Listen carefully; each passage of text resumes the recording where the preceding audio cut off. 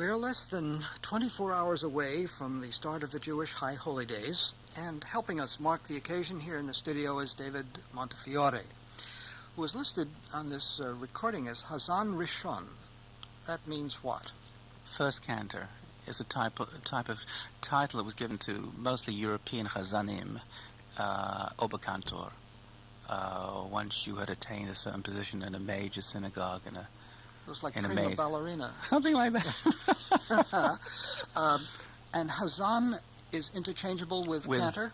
Cantor and Hazzan. Hazzan, I mean, yes, they're interchangeable terms. Exactly. And Rishon meaning first. Mm-hmm. Your accent obviously indicates a non-American upbringing.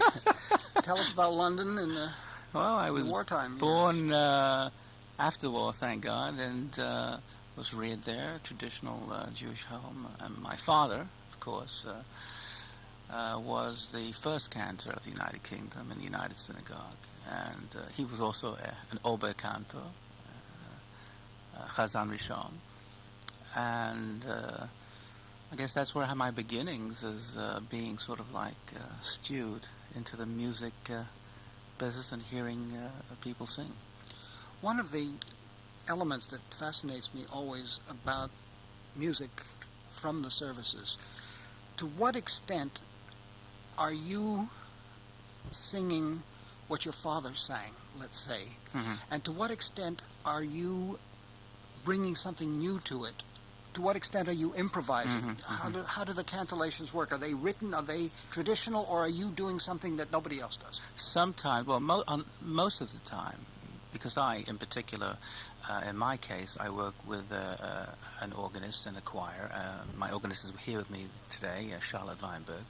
So we work pretty much in a structured environment. However, when I'm inspired, as every cantor has to be in order to do something extemporaneous and to improvise, then you have to use the basic modes. And it's something like a variation on a theme, keeping in mind what you learned indeed from your father and from teachers and from the great Hazanim that came before us. So you glean as a musician. You don't go too far afield in today, you know, what's accepted today in the synagogue, because they wouldn't sit through the pyrotechnics, let's say, that they were listening to a few years ago in the golden age of the cantorate, you know, with the Hazanim of like Kuzovitsky and Tucker and Pierce. We pretty much are bound, unfortunately, by the clock. So we don't go too far afield, but when we do, we try to stay within the modes, the Phrygian modes and the minor modes, and we, using the text, try to improvise on the spot. So that has a similarity to jazz. You stay within the rhythmic structure, and yet you are willing to very much so, but always coming back to the root. Always coming back to the original motif. And we may go quite far afield, but we always come back to what we start with. We are going to begin with a prayer that is appropriate to the holidays, yes? Yes, this is not only appropriate to the holidays, but also on any Shabbat during the year. B'rich Shemay is sung by the cantor before the ark, before the Torot, before the Torahs are taken out of the ark. And it's an unusual prayer because it is not really Hebrew, it's Aramaic. And a lot of the ancient prayers, from the Siddur and the Machzor, the Siddur being the prayer book for Shabbat and the Machzor for the high holidays, have their roots in the Aramaic language. And this particular prayer is in Aramaic.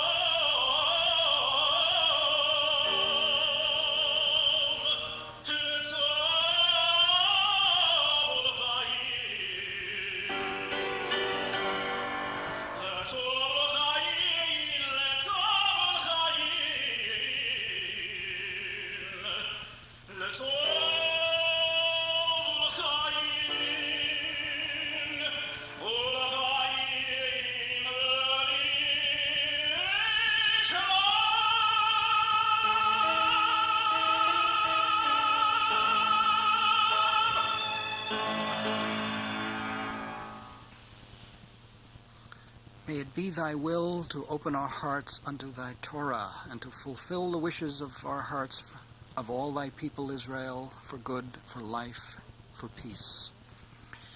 We've heard David Montefiore, the pianist, Charlotte Vineburg, Villi Zeltser, the violinist, the cellist, Alejandro Bacelar. And this is from a cassette. We're going to put David to singing work here in just a few moments with Charlotte Vineburg. But this is credited, first of all, to the great cantor Rosenblatt, arranged, it says, by his son Henry. Henry. And then you must have had a hand in it to concoct it for this violoncello-piano combination. Exactly. What I basically did was bring together some marvelous musicians.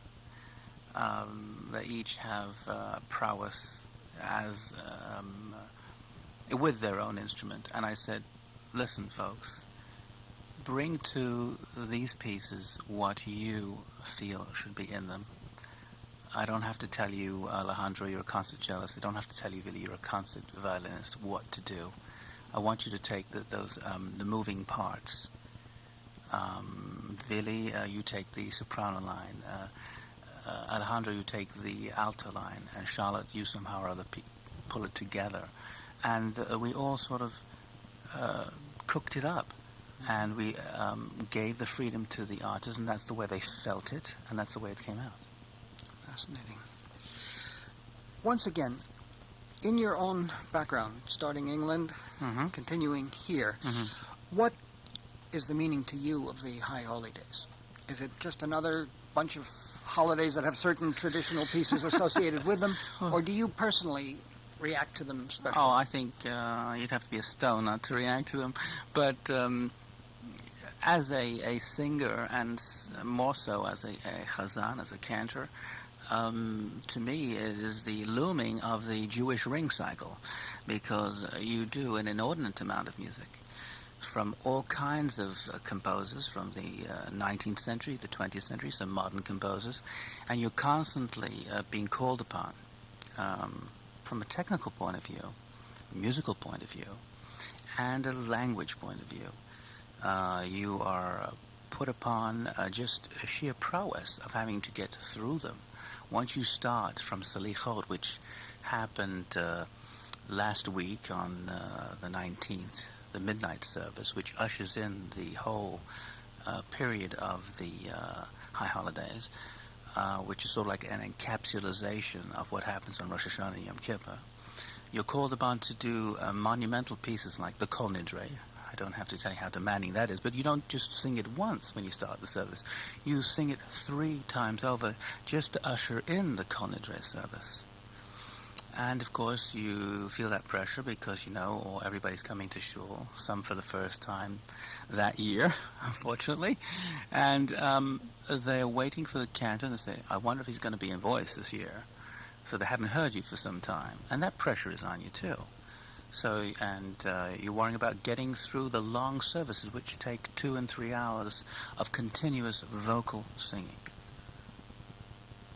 So it's, in addition to everything else, your technique better be in good condition. Yes, and you also have to disassociate yourself from the emotional impact that it's having upon you, because well, that's Rosh a little bit what I was getting at. Yes. Rosh Hashanah is upon you, and you feel it, being a Jew.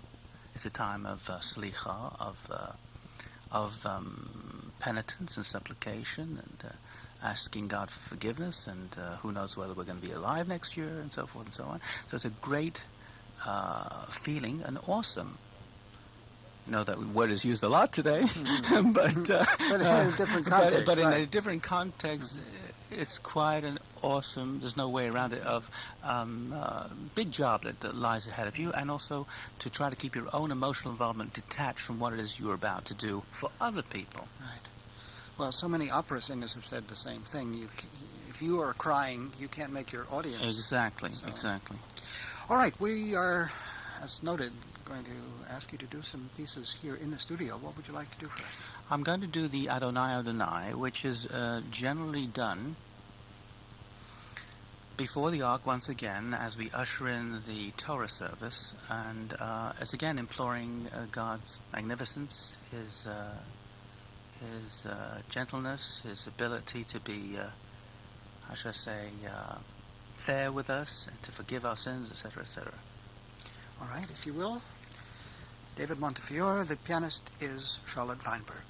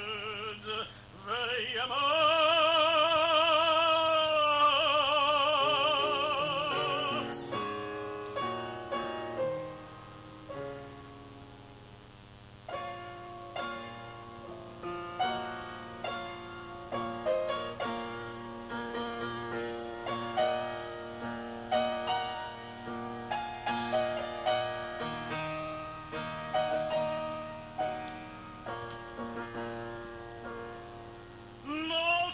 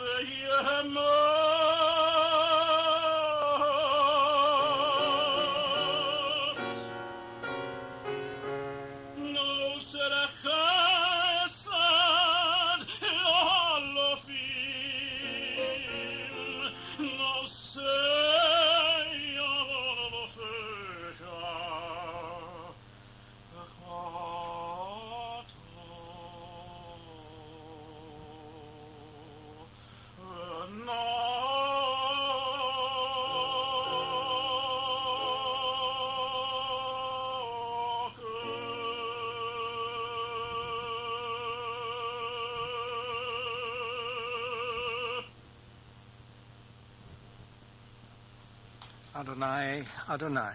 David Montefiore singing in our studio here with the pianist Charlotte Vineburg. David, let me ask you a little bit about the training of a cantor. You have mentioned the technical demands that are required, the demands of just being able to sing for long periods at a stretch. Mm-hmm. When you go to school, when you're learning to be a cantor, I would imagine that obviously you have to learn to do everything that an opera singer has to learn to do, and yet there's also has to be a totally different immersion in a tradition. Yeah. So what is it? Do you have to study twice as hard, or does I it think come you've got together it. somehow? I think you've got it. By George, you've got it. Yes, I was classically trained, and Olga Riss from Juilliard was my teacher, and then I had a great teacher, Sida Bolarski, when I did my Yiddish repertoire, as you know. Yes. And I went to Rome and Milan to study with some very fine Italian teachers. I think primarily, and all the fine Hazanim will agree with me, I'm sure, if you're listening out there, that a good Hazan, a good cantor, must be classically trained first of all. Must have a good bel canto training, preferably, because of the fioritura, the embellishments, the jumps, and the coloratura, which has to be employed if you're going to be a traditional Hazan. Not necessarily, I would say, in the Reform. I've sung in the Reform. It is some wonderful modern music. But if you're going to be a traditional Hazan in the Orthodox and conservative movements, then I think because you do employ many embellishments when you're singing, and if you want to keep your voice and to sing to the end, you better have a good bel canto training. May I interrupt you for just a moment? Is the training different, or the repertoire different in the Reform? I would say yes and no, because, for instance, in a Reform cycle, you may be doing a setting, let's say, to Adonai Ro'i, the 23rd Psalm, and you would have a modern setting, let's say, by Darius Milhaud. Well, that would be extremely esoteric for a conservative synagogue. Mm-hmm. So you would be doing something that would be, that would be with chorus and organ and so forth and so on. So the Reform would be all of the above plus? Yes, they would include modern compositions, I would say, circa, right before World War II till the present time. And yet, people like Bolarski were contributing songs, yes. and Elstein and so many others were writing music, so that is contemporary in that sense. It's contemporary, but what they captured, they didn't go far afield of the traditional idiom. Elstein specifically, you mentioned a wonderful composer, and Schlossberg and Bilarski captured the traditional, what we call nusach, the mode, for, let's say, the appropriate prayer at the appropriate time of the year in the appropriate service. So it never went afield of that wonderful liturgy. David, on many of our past programs here, especially for various Jewish holidays, we have used recordings by Sida Bolarski. Yes. What would you like to tell us about him as a teacher? Oh, Sida was bigger than life, as you know. He was a great big bear of a man, and he was Russian in every sense of the word. He came from the Soviet Union, and pre-Soviet Union, I should say. And he came to this country, and I think he began teaching in Bryn Mawr. And he also wound up, to my good fortune, on Bank Street in the village, where he taught at the Herzliya school, and he taught the art of the Yiddish Lied. Well, in the Yiddish Lied, he had the discipline of a Schubert Lieder, but it was sung in Yiddish. An extremely disciplined teacher trying to convey that discipline in a bel canto idiom to the singer. We had marvelous singers from the Metropolitan. Loretta DeFranco was in my class. And we had everyone. People who could barely sing, to people who excelled in singing in his class, and people used to flock to him just to hear the interpretation of the Yiddish Lied. I think you said you brought a Yes, I did. piece. Would you do that for us? Yes, I will. And the particular piece I'm doing is a tefillah, which is in keeping with this whole feeling, I guess, that we're trying to create, a prayer by Sita Polarski. It's also very sad. What does it say, essentially? What is the meaning? Basically, he's praying to God, whoever the individual is. The words are by Janich. And I think there's a great influence in the song from the Holocaust. And he's saying, just give me back one thing, my belief, and from all the ugliness around, and I don't want to hear all the pretty words. Just return to me one thing, and that's my belief. And I won't ask for anything more.